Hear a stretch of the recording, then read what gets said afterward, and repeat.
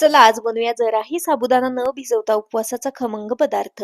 त्यासाठी 1 वाटी साबुदाणा, अर्धा वाटी वरई छान भाजून थंड करून एका मिक्सरच्या भांड्यामध्ये काढून मिक्सरला छान अशी बारीक करून घेतली. बारीक करून घेतलेल्या पिठापैकी 2 ते 3 चमचे इतकं पीठ बाजूला काढून घेतलं. त्याचा वापर पुढे करणार आहोत.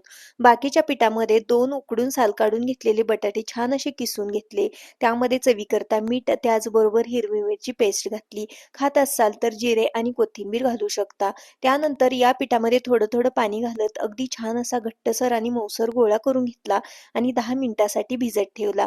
भिजवून घेतल्यानंतर अगदी छोटे-छोटे याचे छान असे पॉलिथिन शीटवरती पराठे लाटून घेतले.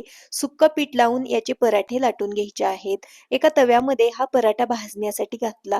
आवडीनुसार तेल, तूप लावून हा पराठा अगदी छान असा भाजून घ्यायचा आहे. अगदी मऊ लुसलुशीत पराठा बनून तयार होतो. या पराठ्याला तेल, तूप नाही लावलं तरी देखील अगदी छान असा खमंग भाजला जातो. व्हिडिओ आवडला असेल तर लाईक